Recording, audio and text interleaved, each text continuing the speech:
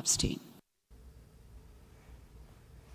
हमारे साथ हमारे नुमाइंदे शैलेंद्र वांगू हमारे साथ जुड़ चुके हैं। शैलेंद्र वांगू, आपसे जानना चाहेंगे कि जिस तरह से हमने देखा कि फिर से एक बार पाकिस्तान को हिंदुस्तान ने करारा जवाब दिया, जिनकी खुद ही अपनी नैया डूबी हुई है, वो क्या किसी को पार लगा सकते हैं? क्या कुछ वजूहात रहे कि पाकिस्तान को फिर से एक बार शिकस्त का सामना करना पड़ा?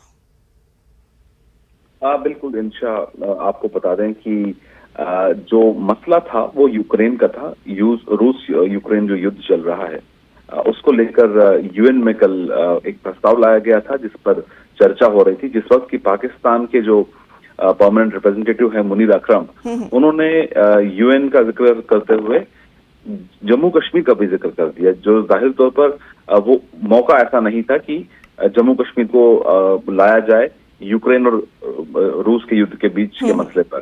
तो जाहिर तौर पर उसके बाद हमने देखा कि भारत के जो डिप्लोमेट वहां पर थे, प्रतीक माथुर, उन्होंने राइट ऑफ रिप्लाई का इस्तेमाल करते हुए साफ कर दिया। पहले तो ये उन्होंने साफ कर दिया कि हम इस बार पाकिस्तान को सीधा जवाब नहीं देंगे। हर बार पाकिस्तान इस तरह की हरकतें करता है।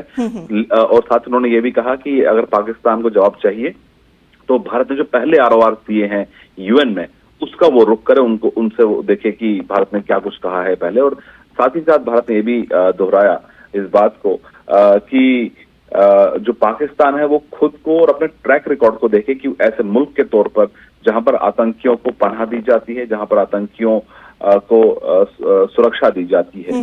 और वहीं साथ ही उन्होंने ये भी कहा कि इस तरह के जो प्रोवोकेशंस हैं वो सही नहीं है। और ऐसे मौके पे जबकि डिस्कशन हो रहा था दो दिनों से यूक्रेन और रूस युद्ध को लेकर, तो ऐसे में जो पीस ही है, पीस के लिए जो है वो कॉन्फ्लिक्ट जो है उसको रिजॉल्व करने का तरीका पीस के जरिए ही होता है। तो जाहिर तौर पर भारत का सीधा जवाब रहा है इस मुद्दे पर पाकिस्तान को जो दिया गया है।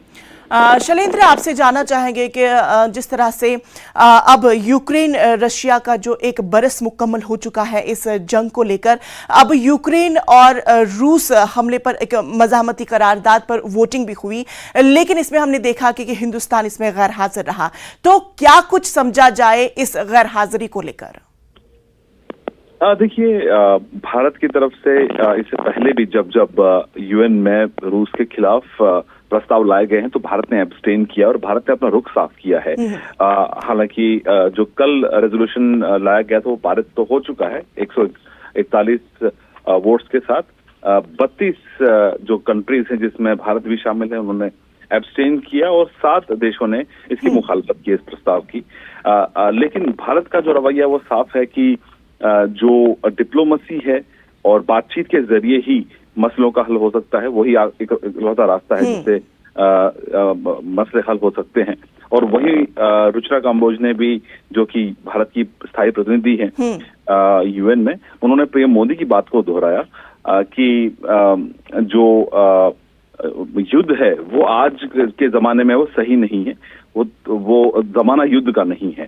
और साथ ही उन्होंने ये भी कहा कि ह्यूमन लाइफ अगर किसी की जाती है तो ऐसे किसी भी मसले का हल नहीं निकल सकता जिसमें ह्यूमन लाइफ, इंसानी जान चली जाए। तो जाहिर तौर पर भारत ने इस बात को दोहराया है और ये कहा है कि जो डिप्लोमेसी है और बातचीत के जरिए ही मसलों का हल किया जाना चाहिए।